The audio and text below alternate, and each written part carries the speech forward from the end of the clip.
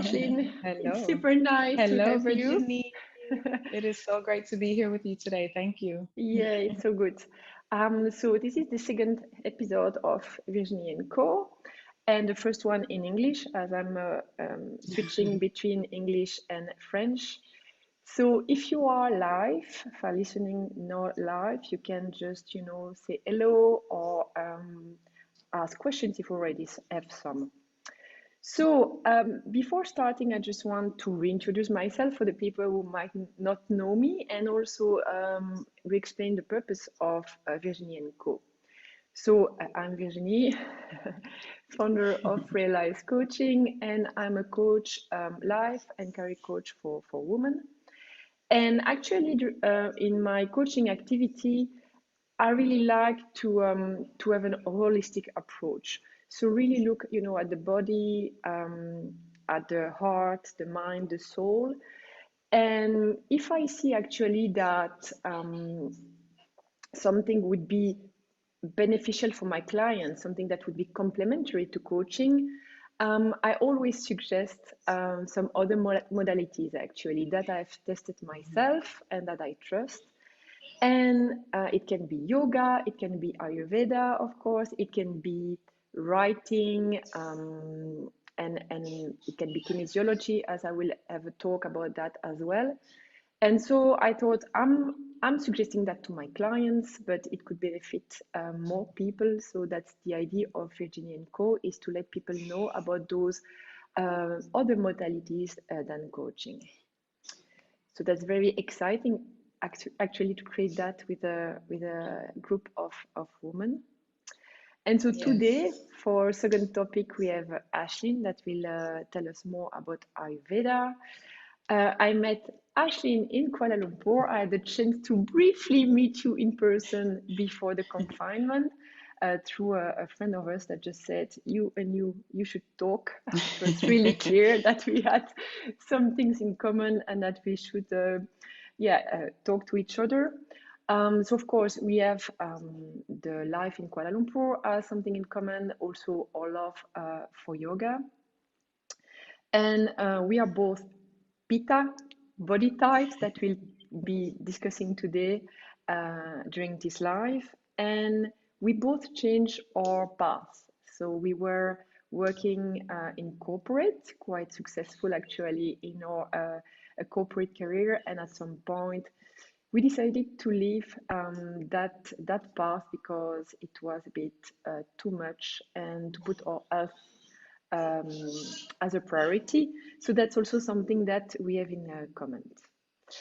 And actually, For most of the sure. women that will be in those talks have done the same actually. So changing the career path. So brief introduction Yes. from my end.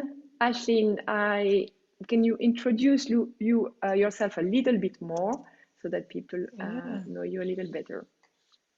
For sure. Absolutely. Thank you so much, Virginie, for inviting me to take part in Virginie&Co. I'm really Yeah. pleased to be here to share about Ayurveda and my journey with Ayurveda. So I'm originally from the US, born and raised in a small town in Texas called Beaumont. Mhm. Very few people on this side of the world anyway have heard of it, but No. that's that's where I'm from. All my family is still there. But yeah, so I was in a corporate oil and gas job, and that job brought me and my family to Malaysia, to Kuala Lumpur back in 2014. And about 3 years ago, last month, I decided to take the leap and step out of the path of corporate life and into a journey of healing, starting with me. All of our respective journeys of healing has to start with ourselves, and that's something we'll talk about. But yeah, I was, approaching a state of burnout. It was a great Mhm. career, great opportunities that I had in that path, but there came a time where I had to make a decision, and that decision was to support my health, my mental health, physical health, emotional health, and therefore the health of my family, my kids. And so I was a practitioner of yoga years before moving to Malaysia, and took some time off from the corporate life to start. and became a yoga instructor and started teaching. And it was yoga that brought me into the path of Ayurveda, because some may or may not know, but yoga and Ayurveda are referred to as sister sciences. They're sister practices, and so they're intended to be practiced together. And so I was introduced to Ayurveda officially. I had heard of it before, but I officially kind of got interested in it during yoga teacher training. And so it's interesting how our paths make sense once we look back at how things were happening, because all the Definitely. pieces have come together exactly the way they needed to. And so, yeah, I spend all of my time now, seeing clients to help, especially women who are dealing with burnout, who are trying to balance and manage, work life, life as a mother, as a wife, all the things that we do. So I spend my time doing that now, teaching yoga, homeschooling our kids. We have 2 kids, and yeah, still based in Malaysia. Yeah, So yeah, yeah. here we are. I think it's no wonder that we had to meet each other, because our background, our story is very similar. Because also as Pita, I was also very, um, I would say, very good in my job, but I also reached burnout at some point, and that was the start for me of my path in coaching. So no wonder. Yeah, So, yeah. and that's really really interesting. Before you go deeper in Ayurveda per se, um, I really wanted to highlight that our gut or digestive system is really super important, and it's our second brain. It has so many connections, and actually we don't pay so much attention to it until it goes Yeah, wrong. And right. it was what happened to me actually, and that's how we also started talking about Ayurveda. And when I start sharing about my digestive issue with friends and clients as well, I Hmm. realize that a lot of women actually they do have stomach aches, they do have digestive problem, they are bloated and those kind of things, but they just don't talk about it. It's like Right. they've lived with it. It's like it's normal, or maybe they have gone to the doctor, but there is nothing specific that can be seen. So it's like there is no issue. And that's what Hmm. I think, to find that alternative path of Ayurveda while still seeking advice of a conventional doctor is really Yep. interesting, because it can really help heal those symptoms. It's complementary. So Yes, absolutely. yeah, so I think that's why this topic is so interesting, because our gut and our digestive system tells a lot. It has an impact really on our mental health, on our mood swing, or behavior, or anxiety, insomnia, and so on. And that's why I think this talk is super interesting. So Ayurveda can help us actually Hmm. know more about those links. Um, Yes. so to start with, can you actually tell us more about, yeah, the that brain gut connection that you have observed in your clients, so that we understand it more technically, I would say. Yes, absolutely. A lot of clients will come to me with an issue that they don't realize is connected to their state of their digestion, right? So Mm. it might be I'm not sleeping well, I'm having difficulties losing weight, I'm having anxiety, I'm having panic attacks. It could be a range of different things, right? And it's funny because most often people are surprised when I ask about digestion as part of our discussion. And a lot of times they'll ask me, does that matter? And I'm like, absolutely, it matters. So before I get into why it matters and how it works, I want to just briefly explain Ayurveda. So for those who have heard of it and maybe think it's just spices or just massage or just, lifestyle, being in harmony with nature, it's all of those things. Mhm. It is all about the word itself means the science of life, and it is an ancient medicine, ancient medical system from India, just like yoga is an ancient system, an ancient practice, right? And so it helps us get back to the basics. It's all about understanding our body, understanding what is my unique constitution. Why do I have these tendencies? Why do I tend to get sleepy after I eat? Why do I tend to, my default emotion is anger, or my default emotion is sadness? There's a reason for that, and it's all based on our own constitution. But we'll get into that later. But when it comes to our gut health and how it's connected to our mental health, everything starts in our digestive tract. From the time we eat our food, that is the first step to creating good blood in the body. And it's something we don't think about, right? We know we need blood to live. We know we need air to live, but we don't think about the quality of our breathing. We don't think about the quality of our blood. How is my blood? Is my blood healthy? Unless, like you said, we've been diagnosed or the doctor Yeah. has told us that there's a problem. Mm-hmm. So our digestion, if it works very well, we create good blood. So the state of our blood, or the quality of our blood, is determined by the state or the quality of our digestion. So if we digest well, which means we don't have any digestive symptoms most of the time after we eat, like gas and bloating, hyperacidity, slow digestion, feeling like it takes forever for your food to digest, constipation, any of those. If you feel uncomfortable in some way after you eat Yeah. your food, then there's something happening that's not going smoothly in your digestive tract. And so if that's the case, there's a good chance that the blood that's being created from that digestion is not the best quality. And so if the quality of our blood is not good, then guess what? What does our blood feed? It feeds every organ in the body, including our brain, right? So of course, if the quality of your blood is not good, the brain doesn't get good blood, the liver doesn't get good blood. I mean, the liver produces blood, red blood cells, but everything has to be working efficiently in order for that process to happen the way it's supposed to. And for a lot of people, that's just not the case. And it's not because people don't want to have good digestion. It's that they don't know how to recognize what to do, or recognize when digestion is not optimal, and then knowing what to do that is best for their body type, for you as an individual.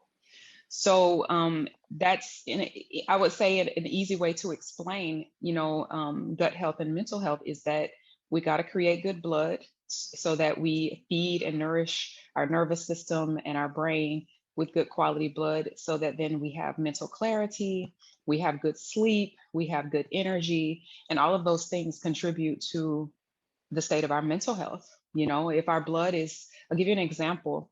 If you eat a lot of processed foods, a lot of old food, stale food, prepackaged food, processed fast foods and things like that, then your blood is most likely very high in sugar. It's very thick.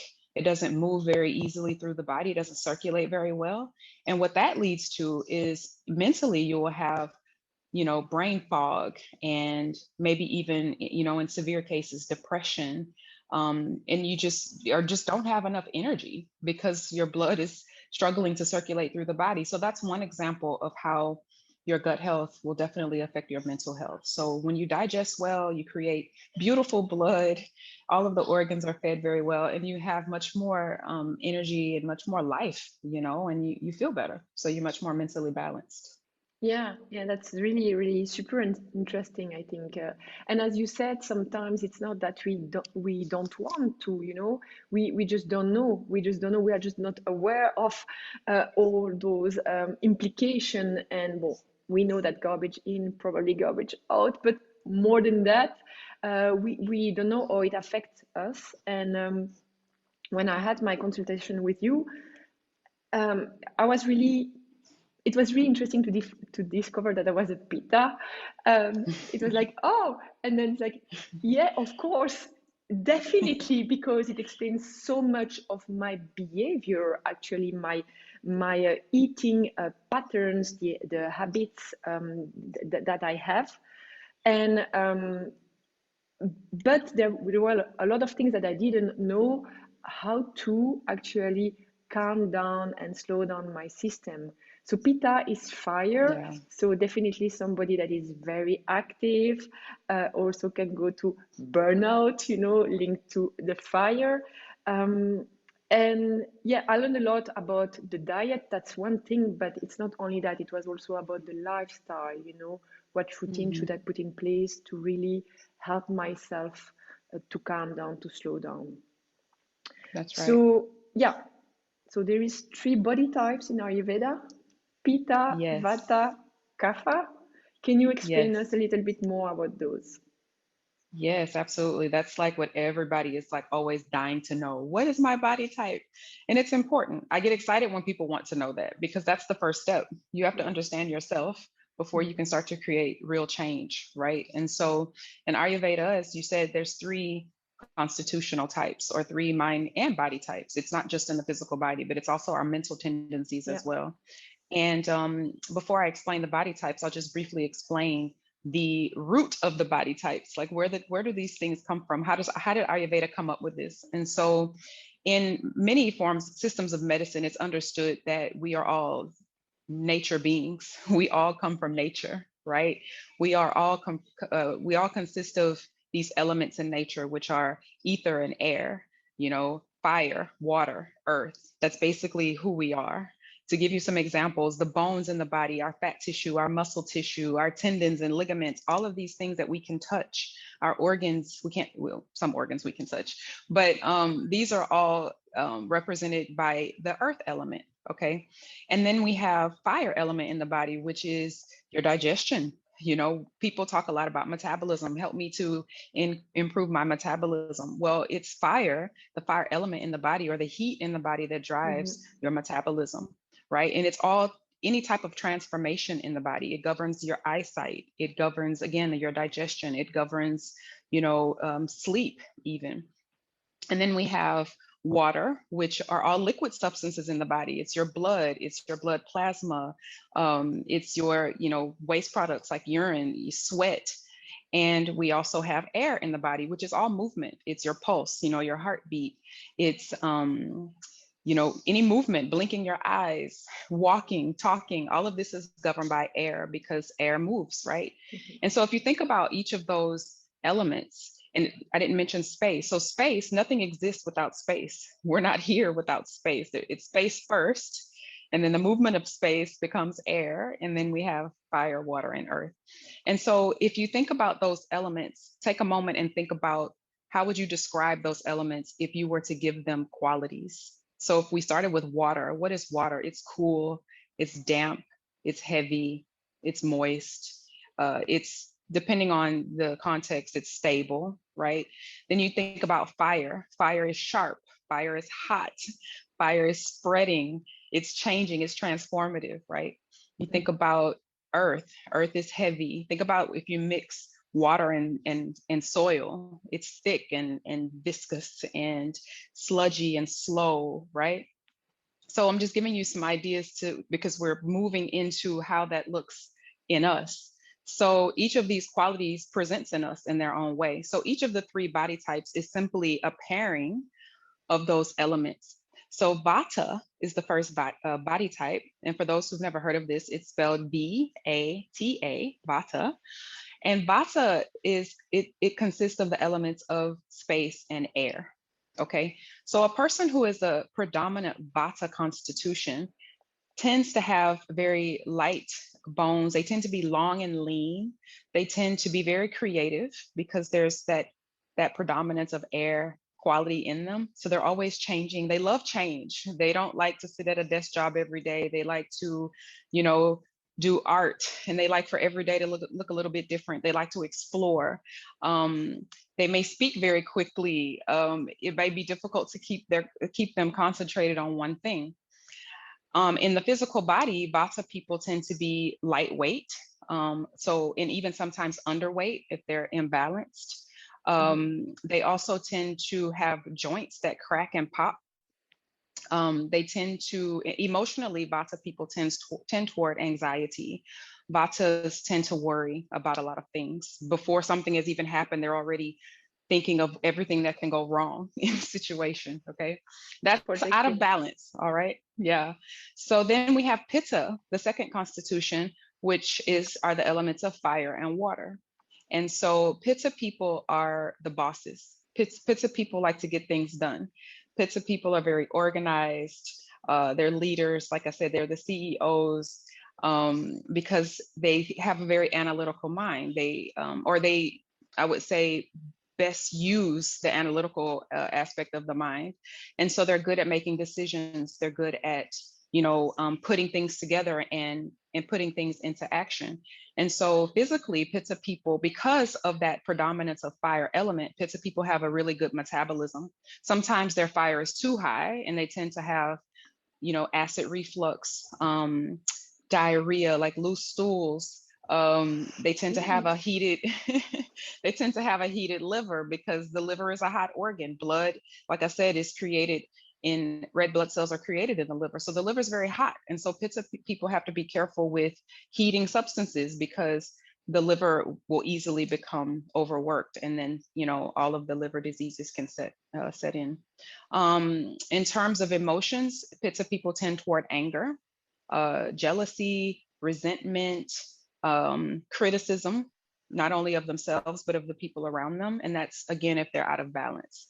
And then the third constitution is Kapha dosha. Kapha dosha is earth and water elements. And so Kapha people are like the polar opposite of Vata and Pitta in a lot of ways. Kapha people are very calm, very loving, very forgiving, very compassionate.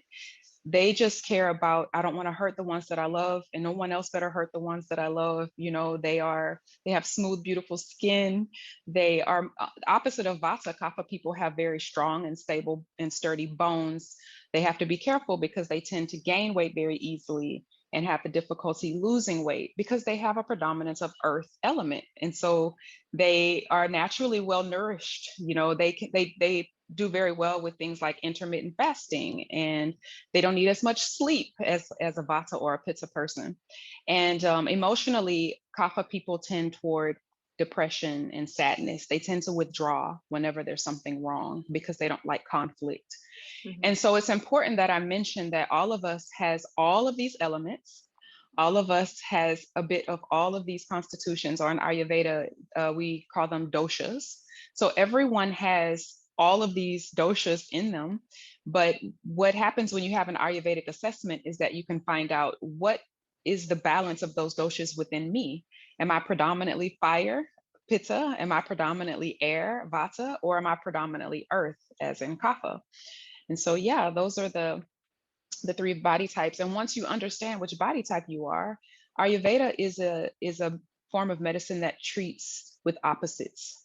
We call it like an opposites medicine. So for example, if you are a Pitta person who tends to be very fiery, very reactive, if things are not organized, you get very upset, then what do you need? You need some coolness, some calmness. So we treat hot with cold, we treat oily with dry, and vice versa. So that's essentially how it works in terms of how healing takes place. Yeah. Yes, I can definitely relate to your explanation again of a Pitta. I saw you shaking your As head on Pitta. as I went for you, and you said you are Pitta, and I had a fire imbalance because actually I had ulcers, and clearly you Yeah. said, yeah, your fire is too high. You are overheating, and actually I could feel it in my body. I could feel, my brain like need to cool down. I need to put the aircon. I need to slow down. I need to calm down. And so to really Right. realize that, and also that I could put in place, some routine that you explained to me to embed that in my routine, to keep that in mind whenever I feel a bit overwhelmed, anger, or overheated, was really interesting for me as a Pitta with the fire. So imbalance, because we talk about imbalance, you really told me to Mm-hmm. have a regular routine, which I definitely do. Uh, avoid spicy foods. I didn't like it so much.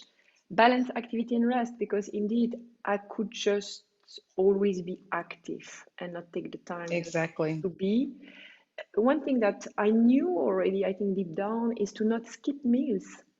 I'm someone Mm-hmm. who needs really to eat regularly, and if I don't, my system is not happy with it. I will be angry, I will not feel well, I will start to have digestive issues.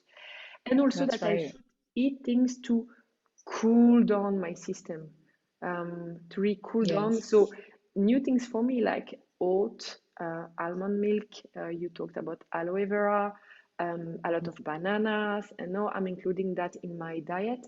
Which I didn't know is that maybe that spinach I should avoid because it's heating my system. Those kind of things that you would not know if nobody would, yeah, tell you that's the list that you Yeah, should educate you. favorize, Yeah. I would say, and those are the things that you should avoid, which doesn't mean that you should just, skip it, always, but it's better for your body type. So I remember once a friend of us that were like, but I think I'm eating very well, and when you did the Mhm. consultation, it was like you should actually do the contrary. So she was eating a lot of salad and thought that's good for my body. Salad, it's lean, and then you said no, you need to eat warm vegetables and not raw vegetables. So if Exactly. you are not educated, you think it's good for yourself, your body, and actually it's the contrary that is happening.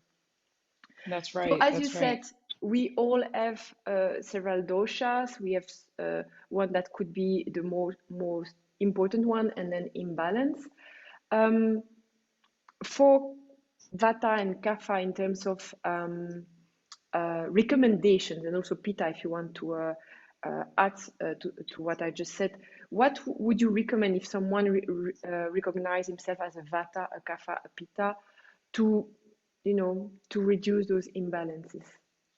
Yes. So there's something I want to mention is that we are all born with a particular constitution, right? But it doesn't mean that that dosha is posing a problem for us. It could be another dosha. So, for example, I could be a pitta body type. That is my constitution in Ayurveda. It's called Prakriti. It is who you are, that you cannot change it. You know, it's who No. we are from our parent. It was determined at conception by the constitution of our parents. Um, and so what's important to recognize when you are interested in Ayurvedic medicine is understanding what is my prakriti, what is my original constitution, my unchanging constitution versus what I'm dealing with today.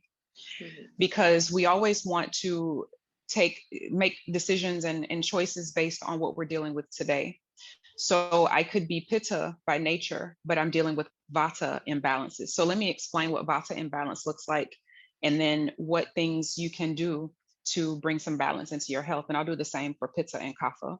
Mhm. So vata, if you are vata predominant, vata is your natural constitution, or vata, types of imbalances are something that you're dealing with today. That looks like dryness. That looks like constipation. It looks like dry skin.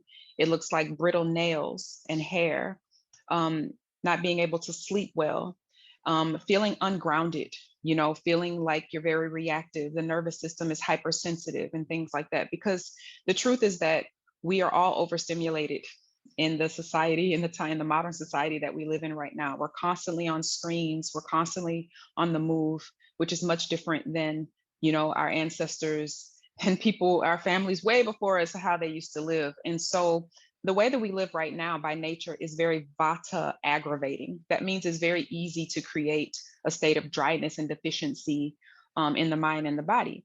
And so if some of those symptoms sound familiar or you resonate with those, then you want to bring in the opposite qualities, which are grounding. Instead of going to a hot yoga class or a vinyasa yoga class, for those who know what that is, you should go to a restorative yoga class, a yin yoga class, Mhm. classes where you're going to hold the poses for a while and you're going to really connect to earth. You're really going to connect to that sense of stability and groundedness. And in terms of diet, as you mentioned, if a raw salad is medicine for one person, but it's poison for another. It depends on your constitution and your state of health. So if you're dealing with deficiency issues, dryness, constipation, anxiety, restlessness, don't eat raw salads. Don't eat anything raw, okay? You want to have warm, well cooked Moves. meals. Mhm. Yes, things that are very easy to digest, that are going to warm you up and support your digestion, things that are going to calm the mind, because those foods are naturally going to nourish you and warm you up and just make you feel like you're being hugged from the inside, right? Like especially for those of you who are moving into cold weather. In Malaysia, we don't have cold weather, but if you live in a In climate where you're Belgium, moving we into, do. yes, you do. And those in the West, right? Further West. So if you are living in a climate where you're in fall season, approaching winter season, that's also, it's really important not to be eating the salads and the fresh fruits and those types of things. They're not even in season, If you look at what's sold around you locally, you won't find those foods because those are the foods that are supposed to be eaten in spring and summer. So you want to have the warm cooked meals. There's a reason why we move toward the chilies and the soups and the stews as we move into winter, and that is to warm us up and to keep us grounded through winter time and to keep our minds settled and calm. If you are having pitta types of imbalances, which, depending on where you live, those things should be cooling down because you're out of summer Exactly, I'm season. cooling down now. Pitta people love fall and winter season because they don't know that they love it or the reason that they love it necessarily, but you just feel better because the air is cooler. You don't have that hot, humid weather. And so if you're dealing with pitta issues, that looks like anything that involves inflammation, for example. As I mentioned before, like loose stools, hyperacidity, acid reflux, gastritis, any type of indigestion. Well, not any type of indigestion is always pitta, but anything that's heat related. You mentioned ulcers, it could be peptic ulcers. So any of those things, headaches, are generally rooted in pitta dosha. Overworking, if you just feel like you're at that time in your life and you're like, I'm burned out, I don't know how much more I can take, then that's a lot of pitta imbalances there, most likely. And so if that's the case, you need things to cool you down and to calm you down. Pitta people need beauty, go outside and walk in nature, smell the flowers, use essential oils that are soft and light, like jasmine and rose and those types of smells, sandalwood. Go to bed by 10. That's a big one for pitta people. If you're dealing with a lot of heat related conditions, go to bed by 10. The liver is ready for its detoxification and cleansing from 10 p.m. And so if you're awake and you're using that energy to work, to read, to scroll on social media, then your body's not getting the detox and the cleansing that it needs to get. And then eat cooling foods, skip the chili, skip the spice, the pungent spices like cayenne pepper and things like that, and go for cucumbers and cilantro, coriander, peppermint, all those foods that will cool you down, foods that are really soothing. Like you mentioned a lot of them, bananas and oatmeal with almond milk and things like that. And if you are Kapha imbalanced, if you're Kapha imbalanced, you might feel like you have more weight on than you would like. You put on extra weight, you're having difficulties losing weight. Your energy is really low. You're feeling very lethargic, very tired very easily. Your digestion might be really slow. People who are Kapha imbalanced tend to eat and it feels like it takes forever for them to digest their food. They don't have a very strong appetite most often. And so if that is you, then you need the opposite of what vata needs. So you need more heat. So you should have the cayenne pepper, you should have the chili peppers, you should have, the ginger and the turmeric and all those things that are gonna stimulate you and get things moving, exercising often, ideally every day, even if it's just a 20-minute walk outside, is excellent to balance kapha dosha because you're trying to bring in more light quality, more sharp, more pungent, those are the things that you want. So yeah, those are, I would say a high level of the 3 doshas and how you can pacify and support those doshas. But it's really important to have an actual assessment because the thing about Ayurveda is that Ayurveda treats the whole person and it treats the individual, it's different from, classical Western medicine in the sense that, I could see 5 people who are all pitta, but their recommendations might, look at least a little bit different because it depends on a lot of other things as well. But those are just some general recommendations that you can start with. It's high level recommendation, but we can already, grab a lot of information and we'd say pitta, they need beauty in nature. It's so funny because it so makes sense now. You should see my Instagram where I'm taking pictures of nature every day. it makes sense, and it was not obvious for me before, but it really Yeah, nourishes me. So it's yeah, really interesting. absolutely. Absolutely. So definitely an assessment is the best. Having a consultation is really the best because, as I would say, Ayurveda consultation or coaching, it's really person to person. We want to see the person as a whole and just not give some, um, high level recommendation. But as you said, people are very interested to know the body type. Do you have a quick way to know that? Yes, so I do have a dosha quiz that you can find at on Instagram at Awaken with Ayurveda. It's a fun quiz. It only takes a couple of minutes, and it will start to give you some insights about your body type. And I most likely, those listening, you probably already had some ahas, like, "Yep, that's me. That's me." Check the box, because that's how it works. It's who we are. When I share these things, it's usually pretty easy to recognize what resonates. But the quiz is fun, and it actually starts to heighten your awareness just by answering the questions in the quiz. But it's important to answer the questions according to how you've been generally over your whole life, so that you are getting a result that speaks to your property, to your original constitution. But yeah, the quiz it's free. Like I said, it only takes about 3 minutes to complete, and you can get some insights on your body type. Yeah, I'll put it on the comments of the video so that people can have a look, and if they need more information, of course, they can contact you. So Yes. that was really, really nice, super useful, a lot of content. I knew that you have been super generous when you are talking about Ayurveda. So let's see if there is some comments or questions on Facebook. I will just. I think you muted. I know it's because Okay, it's okay. going to make some noise if I have a look. Oh, okay, okay, okay. Um,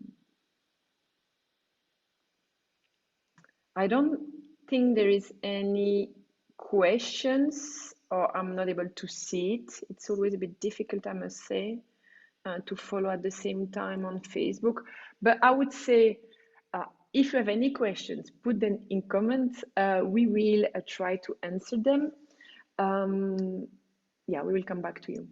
So Yes, thank you so no much, problem. Ashlynn. It was really a pleasure to have you today. My Um, pleasure.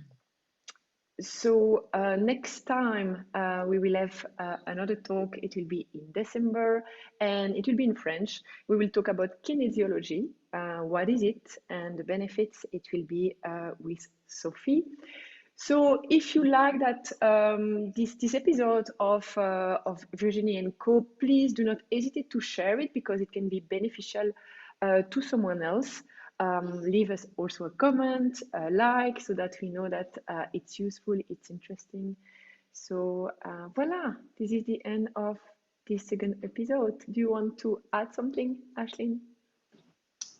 Thank you, Virginie. Like I said again, for inviting me to join the series. I think it's beautiful what you're doing. It's important for us to support one another as wives and mothers and women who are just trying to manage things. And so, I'll just close by saying to, take some time to reflect on how well you are caring for you, for the self, those who are watching. And, don't take your health for granted.